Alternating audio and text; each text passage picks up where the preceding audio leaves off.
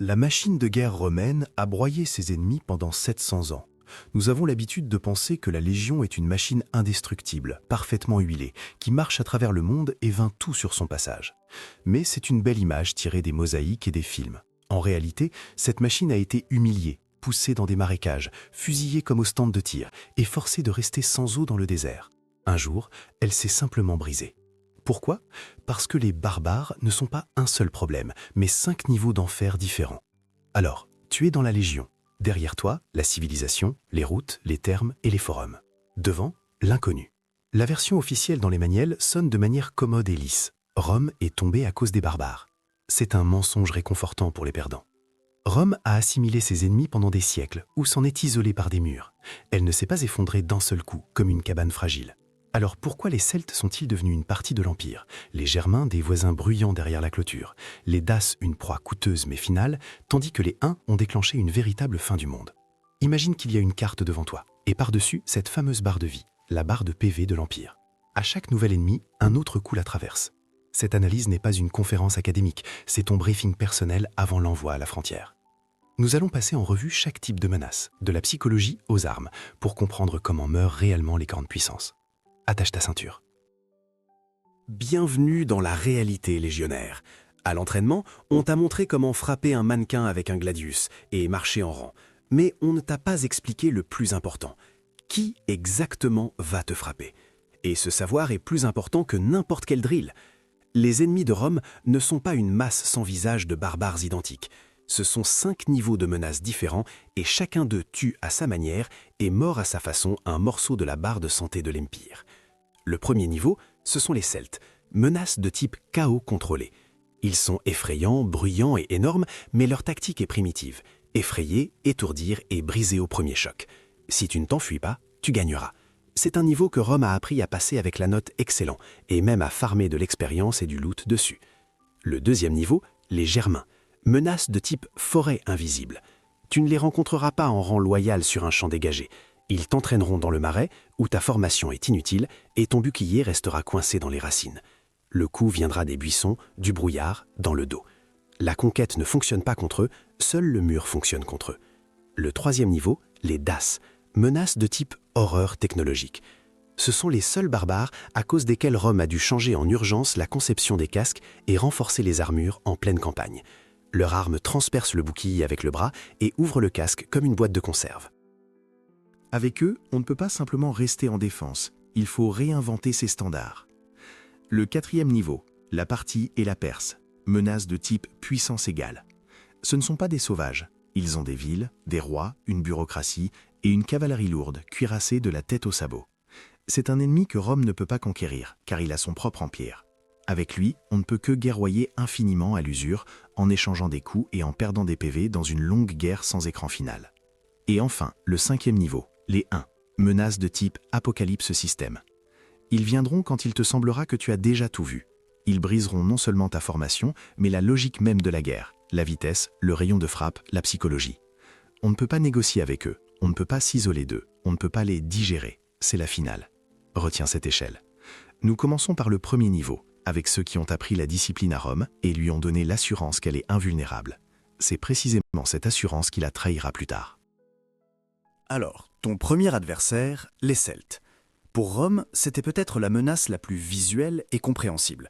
Ils ressemblent à un cauchemar, mais pensent comme des adolescents capricieux assoiffés d'attention.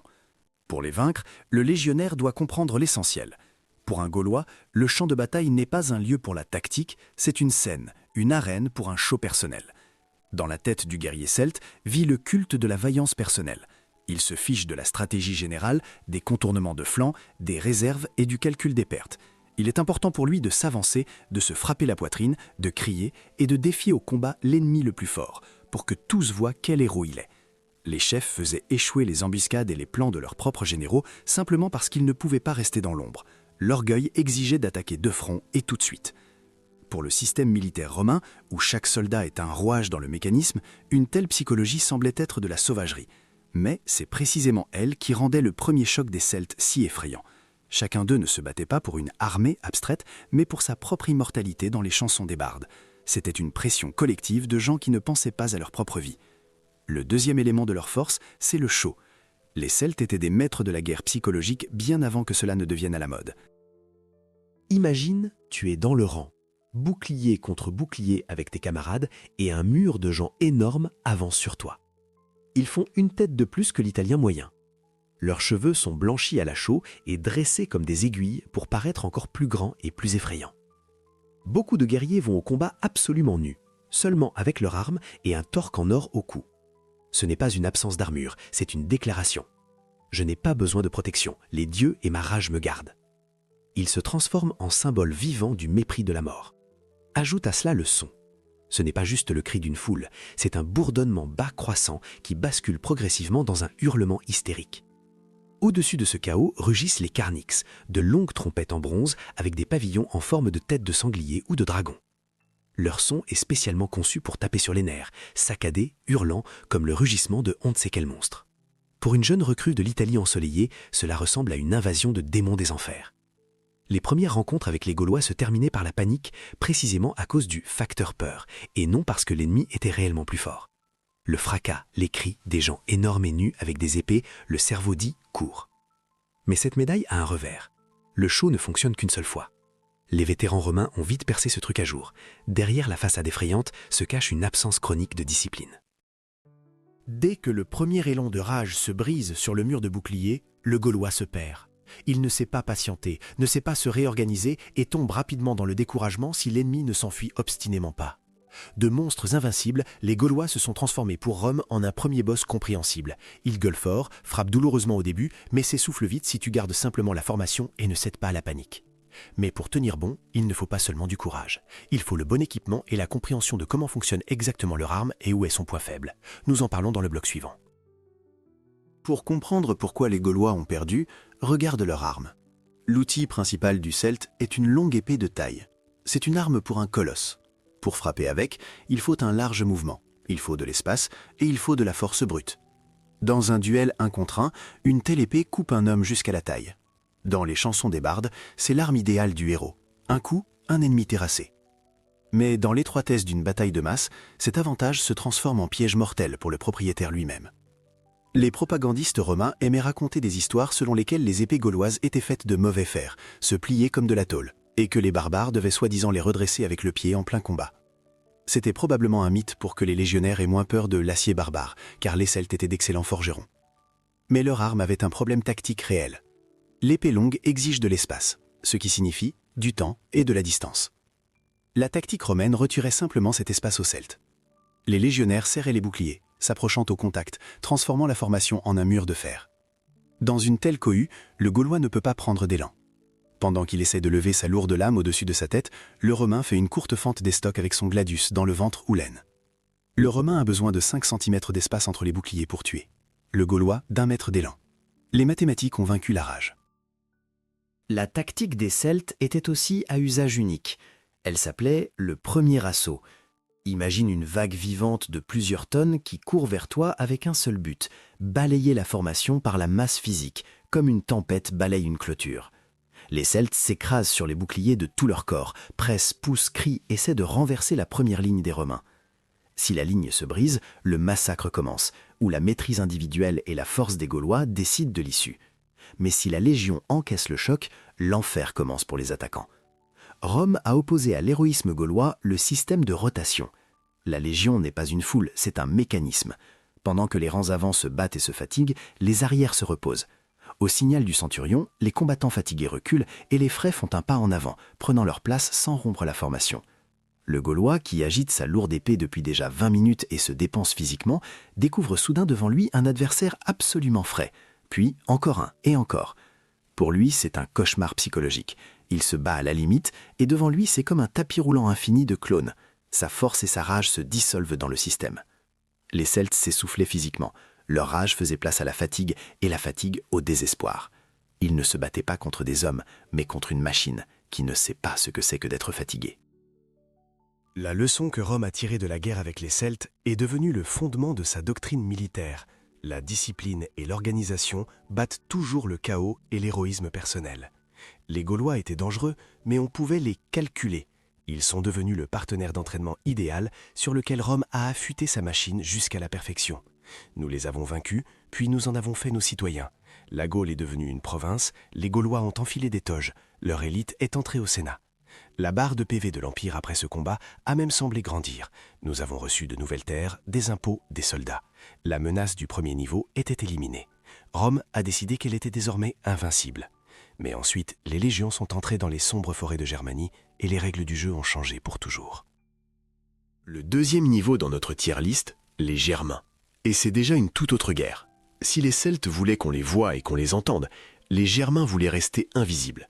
Les légions romaines, habituées aux marches sur les plaines ouvertes de la Gaule, se sont soudain retrouvées dans un monde où l'espace lui-même travaille contre elles. Imagine la Germanie de cette époque. Ce ne sont pas des champs soignés et des petits villages douillets, c'est un océan infini et primitif de forêts et de marécages. Ici, il n'y a pas de route droite, pas de repère clair. Derrière chaque arbre peut se trouver un ennemi. La tactique romaine du mur de bouclier n'a tout simplement pas le temps de se déployer ici. La formation se brise sur les racines des arbres, les chariots s'enlisent dans la boue, les jambes des soldats s'enfoncent dans le marais, la visibilité tombe à 10 mètres.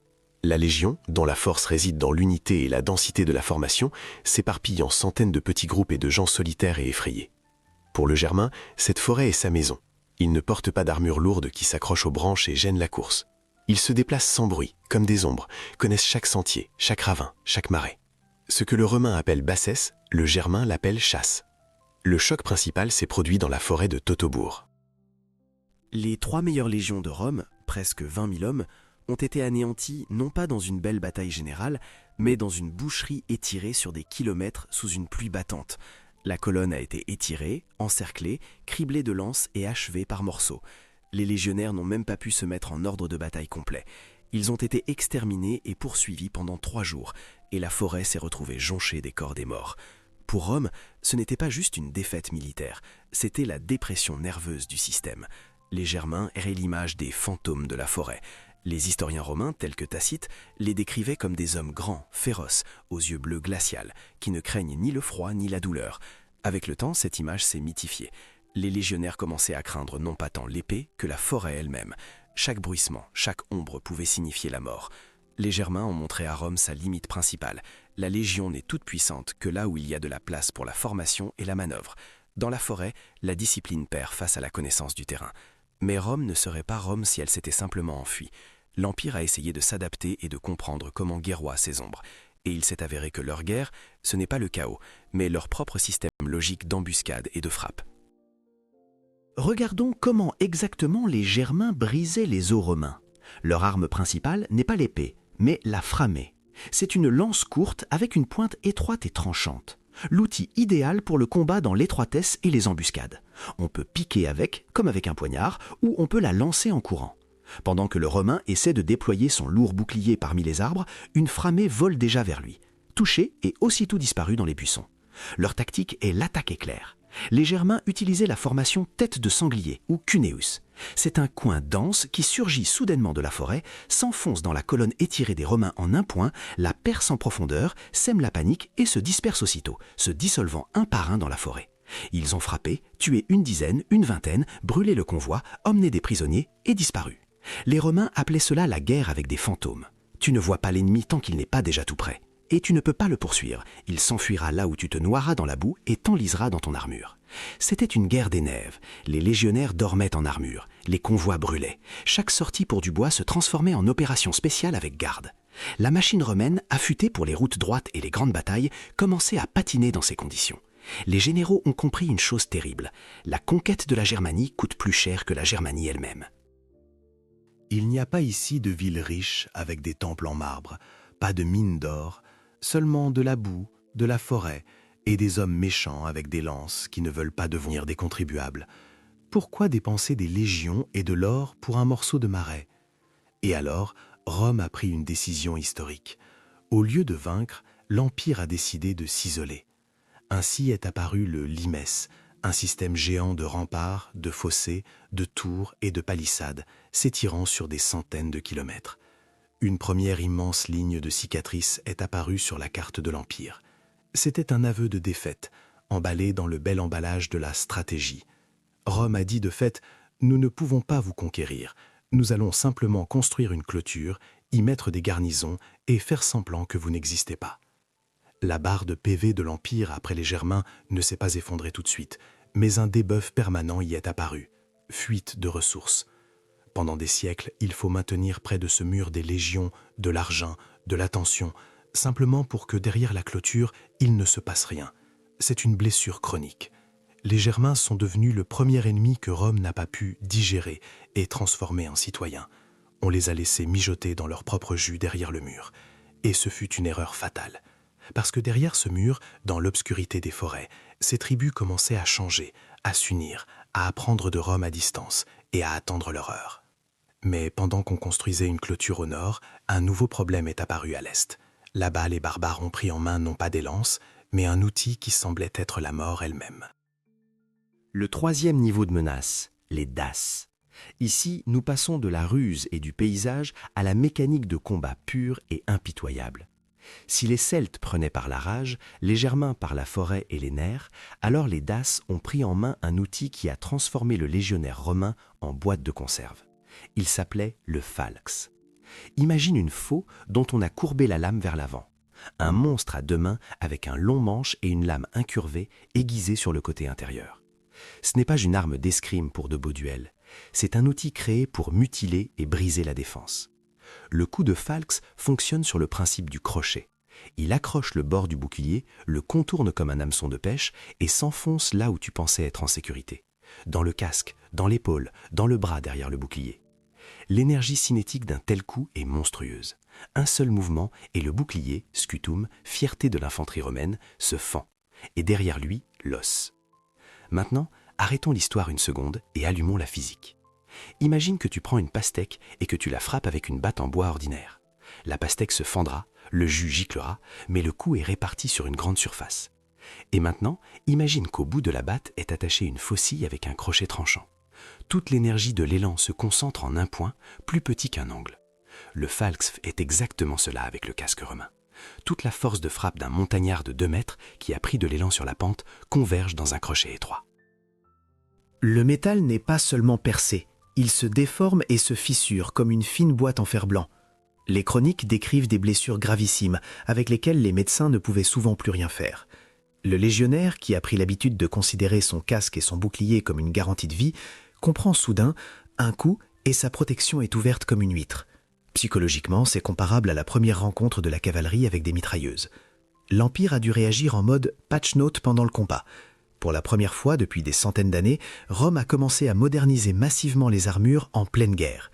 Si l'on regarde la colonne de Trajan et les trouvailles de cette époque, on voit comment apparaissent sur les casques des renforts massifs en forme de croix sur le dessus, des nervures de rigidité supplémentaires pour que le falx ne puisse pas simplement fendre la coupole.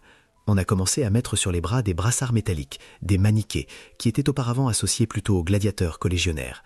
L'infanterie a commencé à se barder de fer, se transformant en marche en coffre-fort ambulant. C'était un cas unique. Une arme barbare a forcé l'armée la plus technologique du monde à revoir ses standards de protection. Les Daces ont prouvé que même un peuple arriéré, avec le bon outil, peut annuler l'avantage technologique d'une superpuissance.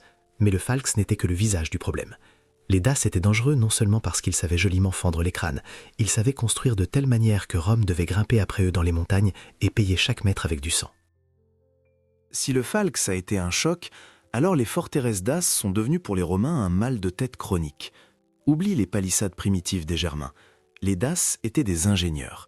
Dans les montagnes de Transylvanie, autour de leur capitale, Sarmizegetusa, ils ont construit un système de défense que les historiens appelleront plus tard Murus Dacicus, le mur d'As. Ce n'était pas juste un mur de pierre, c'était un sandwich pierre-bois. 2 rangées de blocs de pierre soigneusement ajustés à l'extérieur, à l'intérieur desquels des poutres en bois et les espaces entre elles remplis de terre et de gravats. Une telle construction était non seulement solide, mais aussi élastique. Quand on la frappait avec un bélier, elle ne se fissurait pas comme une maçonnerie purement en pierre, mais faisait un peu ressort, amortissant le choc. C'était l'analogue antique du béton armé, seulement sans fer. L'empereur Trajan a dû mener contre les Daces non pas une expédition punitive, mais une campagne de siège et d'ingénierie à part entière. Les Romains traînaient des balistes, des scorpions et des béliers sur d'étroits sentiers de montagne, construisaient des routes là où avant cela ne marchaient que les bergers et les aigles. C'était la guerre non seulement des légions, mais des topographes, des ingénieurs, des bâtisseurs. Les Daces répondaient par la même chose. Ils coupaient les communications, faisaient s'effondrer les pentes sur les Romains, détournaient l'eau, brûlaient les entrepôts. Le roi Décébal n'était pas simplement un chef, mais un stratège qui savait apprendre des déserteurs romains et utiliser leurs connaissances contre leurs maîtres d'hier. Oui, au final, Rome a vaincu.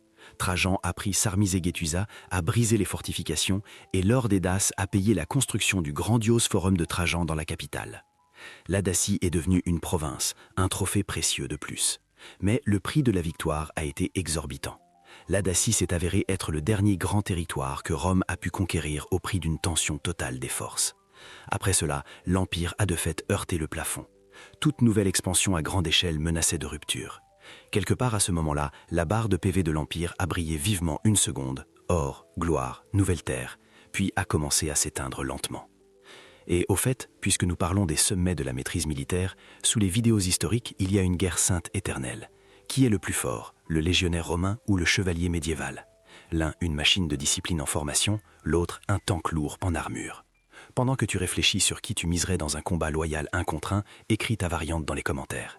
Et nous passons à ceux qui ont créé le véritable prototype des chevaliers et transformé le front est de Rome en un cauchemar sans fin. 4e niveau de menace. Oublie les fantômes des forêts et les ingénieurs des montagnes. À l'est, Rome ne s'est pas heurtée à des barbares, mais à un reflet en miroir, à une civilisation rivale.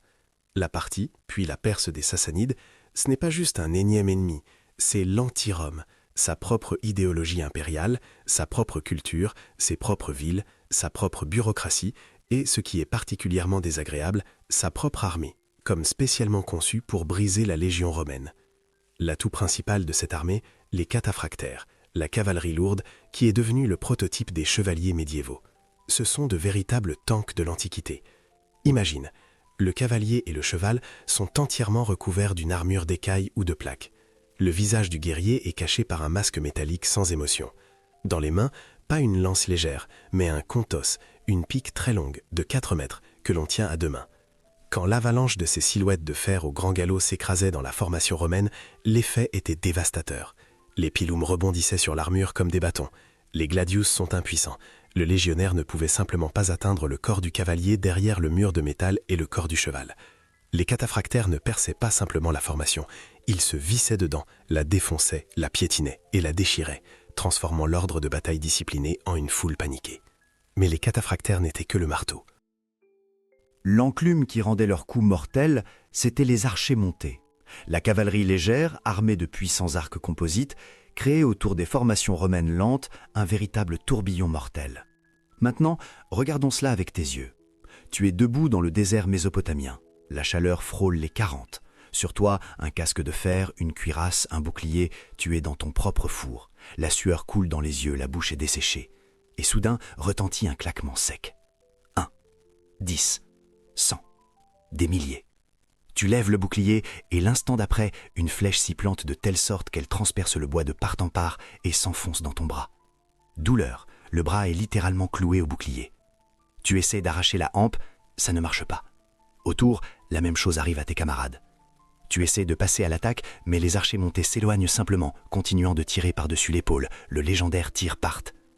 Essaie de rattraper un cheval quand tu as chargé sur toi un demi-quintal de fer. Tu ne peux pas atteindre l'ennemi. Tu ne peux pas rattraper l'ennemi, tu ne peux pas te cacher de l'ennemi. Tu peux seulement rester en formation, serrer les boucliers au-dessus de la tête, te transformant en une énorme tortue et attendre. 1 heure, 2, 1 jour. Les boucliers tremblent sous les coups des flèches, sous les pieds c'est glissant de sang. Les hommes tombent non seulement des blessures, mais aussi de la chaleur et de la soif. Ce n'est pas une bataille, c'est une destruction lente, étirée sur des heures. C'est exactement à cela que ressemblait pour les Romains la catastrophe de Car. Le général Crassus, l'un des hommes les plus riches de son temps, est parti en campagne pour une gloire facile et des trophées et s'est retrouvé dans cet enfer. Lui-même s'est suicidé pendant des négociations ratées quand la situation est devenue hors de contrôle. Sa tête coupée, selon la légende, a été livrée au roi Parthe et on a versé de l'or en fusion dans la gorge du mort. Tu avais soif d'or, reçois-le pleinement. C'était le symbole d'un châtiment non seulement personnel, mais systémique. Cars a montré à Rome une chose terrible. Sa machine de guerre n'est pas universelle. Il y a un théâtre d'opération où ces règles ne fonctionnent pas, et il y a un ennemi qui ne compte pas disparaître après 1 ou 2 campagnes ratées. La guerre à l'Est s'est transformée pour Rome en un cauchemardesque jour de la marmotte. Pendant des siècles, le scénario s'est répété presque sans changement. Rome rassemble une énorme armée, dépense un tas d'or, envahit la Mésopotamie, écrase les forteresses frontalières, prend même parfois la capitale Ctésiphon, annonce une grande victoire, et ensuite commence le chemin du retour. Maladie, embuscade, entrepôts brûlés, cavalerie ennemie qui ne laisse de repos ni le jour ni la nuit. Et après quelques années de cette marche triomphale, la moitié de la troupe revient en arrière, si on a de la chance. Pourquoi de superpuissances ne pouvaient-elles pas se détruire l'une l'autre ? La première raison, la logistique et le climat. Faire la guerre en Europe, c'est une chose. Rivières, forêts, champs fertiles, climat relativement doux. Là-bas, l'armée peut se nourrir en chemin. Faire la guerre dans le désert syrien et en Mésopotamie, c'est tout autre chose. Pour faire passer des légions à travers une terre nue et brûlée vers le Tigre et l'Euphrate, il faut des réserves monstrueuses d'eau et de nourriture. Les colonnes s'étirent sur des kilomètres, chaque tonneau d'eau vaut son pesant d'or. L'armée romaine, habituée à l'infanterie lourde et aux marches à pied, perdait sa capacité de combat à cause de la chaleur et de la soif plus vite qu'à cause des flèches ennemies. L'armée perse, elle, agissait sur son propre territoire, s'appuyant sur un réseau d'oasis, de forteresses et d'entrepôts. Pour eux, cette géographie n'était pas une ennemie, mais une alliée. La deuxième raison, la structure de l'État perse lui-même. Ce n'est pas la Gaule, où il suffit de tuer le chef et de gagner quelques batailles clés. La Parthie et la Perse, ce sont des États à part entière, avec une bureaucratie, des impôts, des garnisons et tout un réseau de villes fortifiées. Même si les Romains prenaient la capitale, le roi perse reculait dans les profondeurs du pays, sur le plateau, y rassemblait une nouvelle armée et revenait. La profondeur stratégique de la Perse était telle que Rome ne pouvait tout simplement pas l'avaler. Au final, le front à l'est s'est transformé en un lourd clinch de boxe. 2 poids lourds au 12e round sont debout sur le ring, à bout de souffle, mais personne ne peut envoyer l'autre tapis. Ils continuent d'échanger des coups, et de chaque coup tombent des pièces du trésor et du sang des légions. Cette guerre n'apportait à Rome ni nouvelle province, ni revenus stables. Elle aspirait les meilleures troupes, les généraux talentifs et l'argent. Des empereurs comme Julien l'Apostat périssaient dans ces campagnes orientales sans fin. La barre de PV de l'Empire ici ne se brisait pas brusquement, comme à Teutobourg. Elle fuyait lentement, inéluctablement. Le front Est est devenu un trou noir dans lequel les ressources s'envolaient pendant des siècles. Et c'est précisément cette fuite à long terme qui a rendu l'Empire vulnérable. Quand du nord et de la profondeur des steppes est arrivé le vrai malheur, il s'est avéré qu'il n'y avait simplement plus de force pour un nouvel élan. Pendant que les légions mouraient dans les sables de Mésopotamie, une ombre s'avançait depuis les steppes asiatiques, qui allait recouvrir tout le monde connu. 5e niveau de menace, cette force qui ne reconnaît ni frontières, ni traités, ni règles. 5e niveau, les Huns. Et ce n'est plus simplement un défi militaire, c'est une question de survie pour des peuples entiers. Si les ennemis précédents étaient des problèmes que Rome pouvait résoudre d'une manière ou d'une autre, vaincre, corrompre, isoler par un mur, inclure dans le système, alors les Huns sont devenus une catastrophe naturelle. Il était impossible de s'entendre avec eux, comme avec les tribus germaniques, impossible d'échanger des ambassades, comme avec la Perse. Ils sont venus comme de nulle part, des steppes infinies de l'Asie centrale, poussés par le changement climatique, la sécheresse, la faim, et avec eux, ils ont apporté un tel niveau de violence et de vitesse que l'Europe n'avait encore jamais vu. Les auteurs romains les décrivent presque non comme des humains, mais comme des créatures d'une autre espèce. Amienne Marcelline écrit avec horreur qu'ils sont comme soudés à leurs chevaux. Et ce n'est pas juste une belle métaphore. Le Hun mangeait, dormait, chassait, faisait la guerre et menait même des négociations sans descendre de selle. Pour le Romain qui considérait la cavalerie comme une arme auxiliaire autour de la force principale, la légion, c'était un choc culturel. Devant lui se trouvait une civilisation où l'infanterie n'existait pratiquement pas, où tout le peuple, c'est la cavalerie. L'arme principale des Huns, la vitesse. Le rythme de guerre standard romain, une légion parcourt 25-30 km par jour. C'était considéré comme une bonne marche forcée. Les détachements Huns pouvaient en une même journée parcourir jusqu'à 100 km, changeant de chevaux, ne se liant pas aux routes, se déplaçant à travers la steppe. Ils apparaissaient là où on les attendait une semaine plus tard. Ils contournaient tranquillement n'importe quel barrage statique, coupaient les liaisons, brûlaient les villages et les domaines dans les arrières profonds, pendant que les généraux romains traçaient encore seulement de belles petites flèches d'offensive sur la carte. La machine romaine était lourde, lente et bureaucratique. Pour rassembler une légion, il faut des mois et de l'argent. Pour la déplacer, il faut des routes, des ponts, des convois avec des vivres et du fourrage.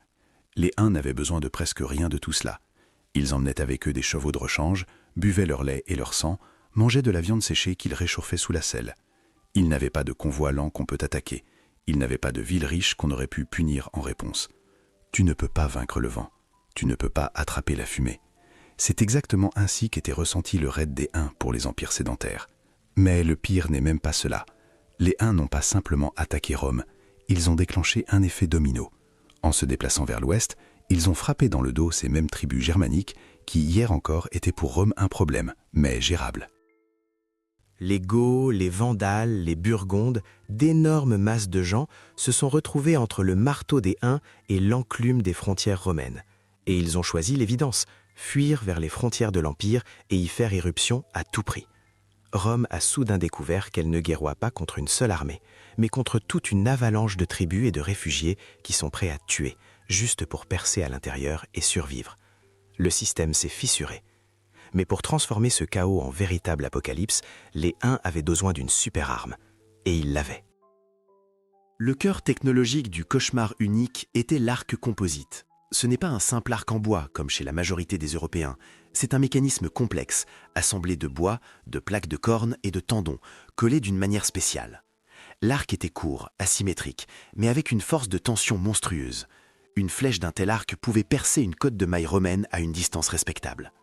Mais le principal, les Huns savaient tirer avec magnifiquement, au grand galop, dans toutes les directions, y compris en arrière, en tournant le torse, sans ralentir l'allure.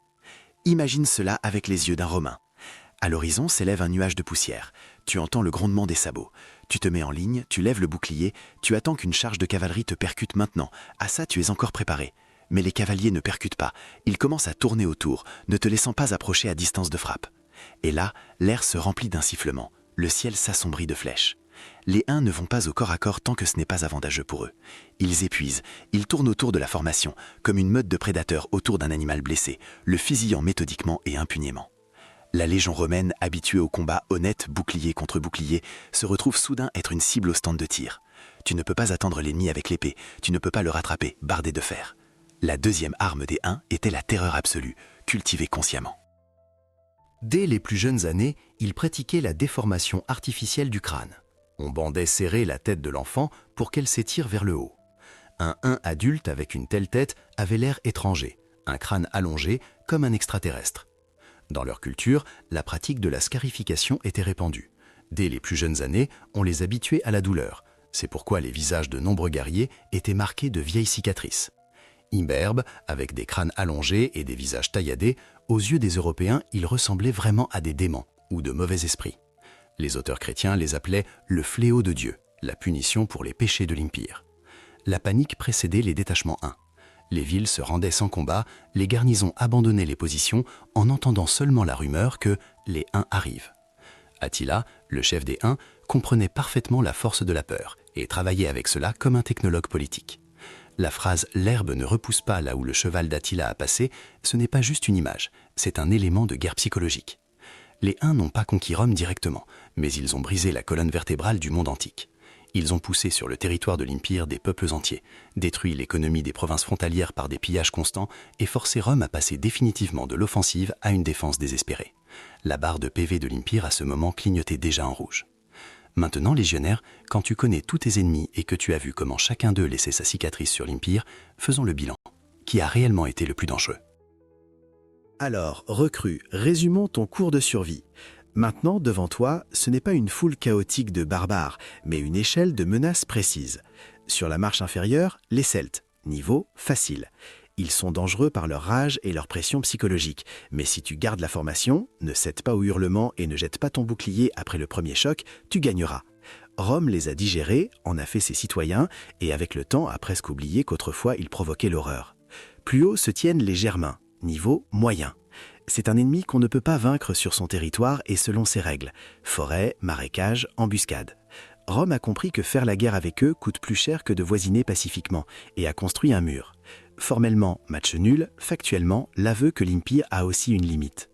Ensuite, les Daces, niveau difficile. Défi technologique.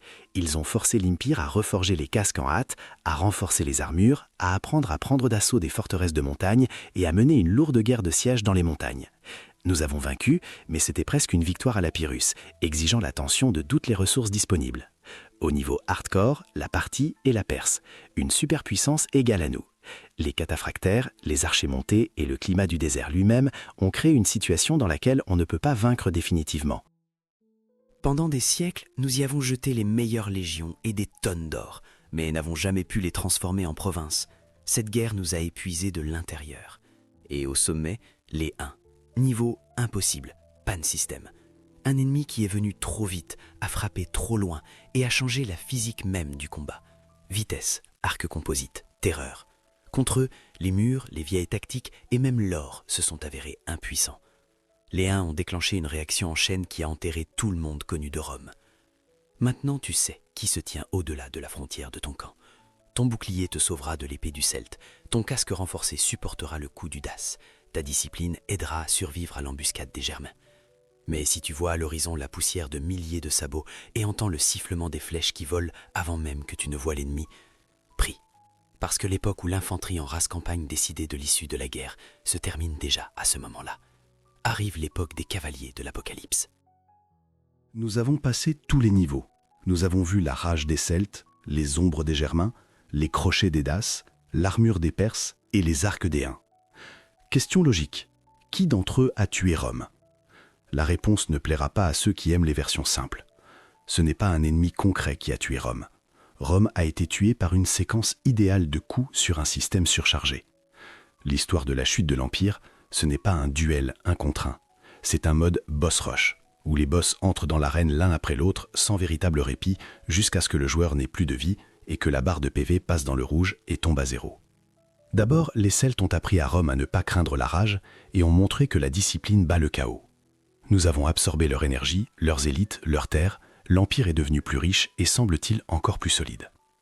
Ensuite, les Germains ont montré la limite de notre expansion. Nous avons construit le limes, une cicatrice géante à travers toute l'Europe. Cette cicatrice a commencé à suppurer. Pendant des siècles, Rome a été forcée de maintenir sur le Rhin et le Danube d'énormes armées, dépensant des ressources colossales simplement pour qu'il ne se passe rien. C'était une maladie chronique, une saignée interne silencieuse. Parallèlement, la Parthie et la Perse ont transformé l'Orient en un trou noir. L'argent, les légions et les ambitions y brûlaient. Nous combattions, prenions des villes et reculions de nouveau avec rien, à part une longue liste de tués. Le front Est baisse lentement mais sûrement l'immunité générale de l'Empire.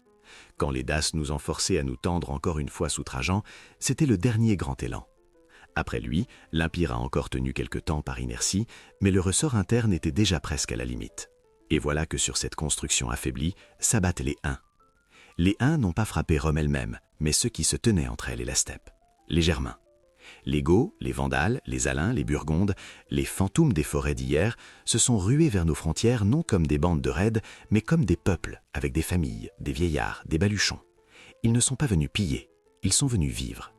Le système romain n'a pas supporté une telle pression. Imagine un barrage que percute non pas une vague, mais un tsunami entier de gens. Les murs du limes ne se sont pas effondrés à cause d'un assaut militaire soigné, mais sous la pression de millions de réfugiés désespérés et de guerriers qui marchaient derrière eux. Et là a commencé la métamorphose la plus terrible. Pour arrêter les Huns, Rome a commencé à embaucher les autres. Les légions ont cessé d'être romanes au sens ethnique et culturel. De plus en plus d'unités se composaient de ces mêmes Germains, à qui on ne faisait pas confiance récemment encore pour entrer derrière le limes sans convoi. Sont apparus les fédérés, des contingents barbares au service de Rome. Formellement subordonnés, factuellement, des invités armés, sans qui on ne peut tout simplement pas tenir le front. L'ennemi a pénétré à l'intérieur du système. Le général romain Stilichon était un vandale. Odoacre, qui a ôté la couronne du dernier empereur d'Occident, était un Germain. Alaric, qui pour la première fois en 800 ans a pris et pillé Rome même, était un Goth, qui a longtemps voulu simplement obtenir un poste légal dans l'armée romaine et une terre pour son peuple. C'est là l'ironie. Les Celtes étaient l'échauffement, la Parthie, le partenaire d'entraînement, les Huns, le catalyseur du chaos. Mais ceux qui ont achevé l'Empire au final, ce sont ces mêmes fantômes des forêts, les Germains, que Rome a un jour décidé de ne pas conquérir, mais d'isoler d'elle par un mur et d'oublier. Le mur n'a pas souvé.